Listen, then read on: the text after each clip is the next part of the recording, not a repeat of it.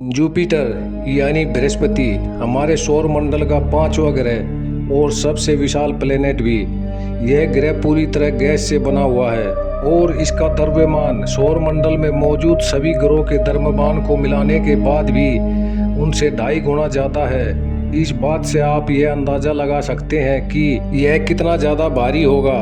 हालांकि जब इसे सूर्य से कंपेयर किया जाता है तब इसका द्रव्यमान सूर्य के 0.001 द्रव्यमान के बराबर भी नहीं आता। बृहस्पति हमारे पृथ्वी से दिखने वाला तीसरा सबसे ब्राइट नेचुरल ऑब्जेक्ट है। सबसे ज़्यादा क्लियर दिखने वाला और सबसे ज़्यादा ब्राइट दिखने वाला ऑब्जेक्ट चांद है और दूसरे नंबर पर वीनस ग्रह है, जिसे आप मॉर्निंग स्टार के नाम से भी जानते होंगे। जुपिटर ग्रह को बहुत पहले से ही आसमान में ऑब्जर्व किया जा रहा है और इसीलिए इसका नाम एक रोमन गॉड के ऊपर रखा गया है, जो भगवानों के भी राजा होते थे और उनका नाम जुपिटर हुआ करता था। क्योंकि यह ग्रह सौर मंडल में सबसे ज्यादा विशाल है, इसलिए इसका नाम भी उन्हीं गॉड के नाम पर रखा गया है। जुपिटर हाइड्रोजन गैस से बना हुआ है, लेकिन इसके द्रव्यमान का करीब 1/4 हिस्सा हीलियम भी अपने अंदर रखती है। इसका 0.1 वॉल्यूम हीलियम से बना हुआ है। ऐसा माना जाता है कि जुपिटर का कोर यानी केंद्र काफी हैवी एलिमेंट से बना होगा और वह पूरी तरह से ठोस होगा। लेकिन अगर बात की जाए बाकी सारे बड़े ग्रहों की, जिनमें एक सॉलिड सरफेस होता है, वैसा कुछ भी जुपिटर में नहीं है। अगर आप जुपिटर ग्रह पर जाते हैं तो आपको लैंड करने के लिए कोई भी सॉलिड जगह नहीं मिलेगी, बल्कि सारी जगह पूरी तरह से गैस से बनी हुई है। और जहाँ पर गैस थोड़ी मात्रा में इकट्ठी हो जाती है, वहाँ पर थोड़ा सॉफ्ट लैंड बन जाता है। इसके अंदर होने वाली कंट्रैक्शन एक्टिविटी की वजह से इसके अंदर इतनी हीट रिलीज होती है जितना सूर्य भी इसे नहीं दे पाता। इंटीरियर कंट्रैक्शन का मतलब है कि यह ग्रह अभी भी अंदर से सिकुड़ रहा है। यह ग्रह इतनी तेजी से अपने एक्सिस पर घूमता है कि इसका केंद्र वाला भाग बाहर की ओर भागता है, जिसकी वजह से इसका शेप भी मेंटेन नहीं रह पाता। जड़ गोलाकार होने की जगह एक ओवेट स्फीयर जैसा दिखाई देता है। जिस प्रकार मनुष्य अपने जीवन में ज्यादा खाकर अपने शरीर को मेंटेन नहीं रख पाता। खैर, अगर आपको नहीं पता तो बता दें कि ओवलेट का मतलब होता है कोई ऐसी चीज जिसे उसके दोनों ध्रुवों से थोड़ा थोड़ा दबाया गया हो, जिससे उसका मध्य वाला भाग थोड़ा सा बाहर निकल गया हो।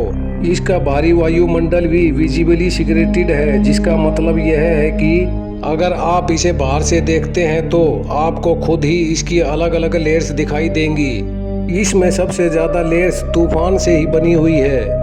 उन्हीं तूफानों का एक नतीजा आपको जुपिटर की तस्वीर में देखने को मिलता होगा, जिसमें आपको यह बड़ा सा लाल रंग का धब्बा दिखाई देता है। असल में यह कोई धब्बा नहीं जो किसी बहुत बड़े पत्थर ने जुपिटर ग्रह को दिया हो, बल्कि यह तो एक बहुत बड़ा तूफान है जो 17वीं शताब्दी से जुपिटर पर चल रहा है। जिस तरह से शनि ग्रह के पास अपना रिंग सिस्टम है, वैसे ही जुपिटर के पास भी अपना रिंग है। बस वह इतने छोटे छोटे पत्थरों से मिलकर बना है कि हमें पृथ्वी से वह क्लियर दिखाई नहीं देता। इसके अलावा बृहस्पति ग्रह की मैग्नेटिक फील्ड भी काफी ज्यादा पावरफुल है और इसकी रेंज करीब 800 मिलियन किलोमीटर तक फैली हुई है, जो सैटर्न के ऑर्बिट को भी पूरी तरह से कवर कर लेती है। जुपिटर ग्रह के पास अभी तक ढूंढे गए करीब 95 चांद हैं और वैज्ञानिक ऐसा मानते हैं कि आने वाले करीब 2 से 3 सालों में उन्हें 30 से 40 चांद और खोज करने के लिए मिल जाएंगे। इसके चांद को सबसे पहले गैलीलियो गैलीली ने 1610 में डिस्कवर किया था, जब उन्होंने इसके 4 सबसे विशाल मूनों की डिस्कवरी की थी, जिनका नाम था आयो, कैलिस्टो, गैनीमेड एंड यूरोपा। इसमें सबसे विशाल चांद का नाम गैनीमेड है और यह मरकरी ग्रह से भी ज्यादा बड़ा है। पायनियर 10 पहला ऐसा स्पेसक्राफ्ट था जो जुपिटर ग्रह तक गया था और इसने 1973 के दिसंबर महीने में जुपिटर से सबसे पास की अप्रोच की थी। के बाद बृहस्पति ग्रह को काफी अलग अलग रोबोटिक स्पेसक्राफ्ट से एक्सप्लोर किया जा चुका है, जिसमें शुरुआत तो पायनियर और वाइजर फ्लाई मिशन से 1973 से 1989 के बीच में हुई थी और बाद में गैलीलियो ऑर्बिटर जैसे स्पेसक्राफ्ट को भी 1995 में जुपिटर ग्रह तक पहुंचाया गया। 2005 में जुपिटर ग्रह पर न्यू होराइजन स्पेस प्रो को पहुंचाया गया था। जिसने जुपिटर ग्रह की ग्रेविटी का इस्तेमाल करते हुए सिर्फ उसकी नहीं बल्कि प्लूटो की भी परिक्रमा की और उसे एक्सप्लोर किया। बृहस्पति ग्रह पर जाने वाला सबसे लेटेस्ट स्पेसक्राफ्ट का नाम जूनो है, जिसे जुलाई 2016 में जुपिटर के ऑर्बिट में दाखिल कराया गया था। आने वाले मिशन में स्पेस एजेंसी इसके एक चांद यूरोपा पे आइस से ढके हुए समुद्र के बारे में कुछ जांच करने की सोच रही है। बृहस्पति ग्रह हमारी पृथ्वी से करीब 318 गुना ज़्यादा मैसिव है, यानी इसका द्रव्यमान हमारी पृथ्वी से करीब 318 गुना ज़्यादा है।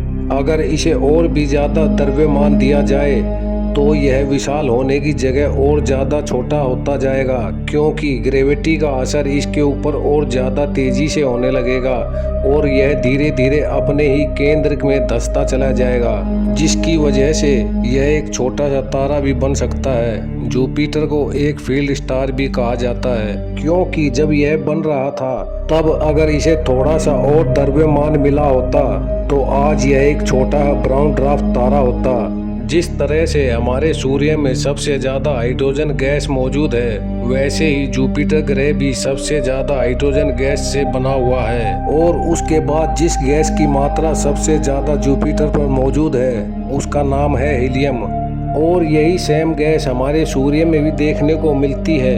खैर, जुपिटर एक तारा इसलिए नहीं बन पाता क्योंकि यह पहले से ही इतना ज़्यादा विशाल था, और अगर यह हल्का सा और ज़्यादा विशाल होता तो इसकी ग्रेविटी इतनी ज़्यादा मजबूत हो जाती कि वह इसकी बाहर की लेयर्स को अपने केंद्र में घसीटने लगती, जिसकी वजह से न्यूक्लियर फ्यूजन प्रोसेस की शुरुआत होती, और इसी प्रोसेस की वजह से तारे अपने अंदर की ऊर्जा को बाहर फेंक पाते हैं। और जुपिटर ग्रह भी कुछ ऐसा ही कर पाता, लेकिन बहुत छोटे लेवल पर। लेकिन अब इसके तारे बनने के कोई भी ज़्यादा चांस नहीं है, क्योंकि इसे इतना ज़्यादा द्रव्यमान अब कहीं से भी नहीं मिल सकता। जुपिटर हमारे सौर मंडल का सबसे तेज घूमने वाला ग्रह है, और यह करीब 13.6 किलोमीटर प्रति सेकंड की रोटेशनल वेलोसिटी से घूमता है, जिसकी वजह से इसे अपना एक रोटेशन कंप्लीट करने में मात्र 10 घंटे लगते हैं। आपको बता दें कि हमारी पृथ्वी को एक रोटेशन कंप्लीट करने में 23 घंटे और 56 मिनट का समय लगता है, जिसे हम शॉर्ट में 24 घंटे लिखते हैं। बृहस्पति ग्रह पृथ्वी से ना जाने कितने गुना ज़्यादा विशाल है, और फिर भी इसे पृथ्वी की रोटेशन टाइमिंग से आधे से भी कम समय लगता है। आपको यह बात जानकर भी हैरानी होगी कि जुपिटर का अलग अलग भाग अलग अलग गति से रोटेट करता है। ऊपर और नीचे के भाग को एक चक्कर लगाने में अलग अलग समय लगता है, और मध्य वाले भाग को उसका एक रोटेशन करने में अलग समय लगता है। जब वैज्ञानिक इनकी रोटेशनल वेलोसिटी को कैलकुलेट करते हैं तो वे इन सब की एवरेज निकालते हैं। इसी तेज रोटेशन की वजह से जुपिटर के पास इतनी ज़्यादा मजबूत मैग्नेटिक फील्ड मौजूद है, जिसकी वजह से सूर्य से आने वाले हार्मफुल पार्टिकल इसके वातावरण में नहीं घुस पाते। जुपिटर पर मौजूद जितनी भी परतें आपको फोटोज में दिखाई देती हैं, वह मात्र 50 किलोमीटर मोटी हैं। यह बादल अमोनिया क्रिस्टल से बने हुए हैं, जो टूट टूट कर एक क्लाउड के फॉर्म में बदल चुके हैं। जितना भी डार्क हिस्सा आपको जुपिटर की फोटोज में दिखाई देता है, वह असल में जुपिटर ग्रह के वायुमंडल में नहीं हुआ करता था, बल्कि वह तो जुपिटर ग्रह के अंदर से ऊपर की तरफ उठकर आया है। यह तो हमने आपको बता ही दिया कि बृहस्पति ग्रह पर बहुत ज़्यादा तूफान आते हैं। ऐसा ही एक एंटी साइक्लोन बृहस्पति पर करीब 350 सालों से चला आ रहा है, और इसका डायमीटर करीब 16,350 किलोमीटर है। इस तूफान को 17वीं सदी में सबसे पहले खोजा गया था, और वैज्ञानिक ऐसा मानते हैं कि उसी समय इसकी शुरुआत हुई थी। इसे सबसे पहले 1665 में खोजा गया था, लेकिन बाद में इस पर और ज़्यादा रिसर्च करने पर 20वीं सदी में वैज्ञानिकों को यह पता चला कि यह असल में एक तूफान है। लेकिन इसको कंफर्म करने के लिए वाइजर मिशन का इस्तेमाल किया गया, जिसने ग्रेट रेड स्पॉट के बहुत पास से मार्च 1989 में एक फ्लाई बाय किया। इस मिशन के दौरान जुपिटर की कई फोटोज भी पृथ्वी पर भेजी। तो मिलते हैं दोस्तों नेक्स्ट वीडियो में।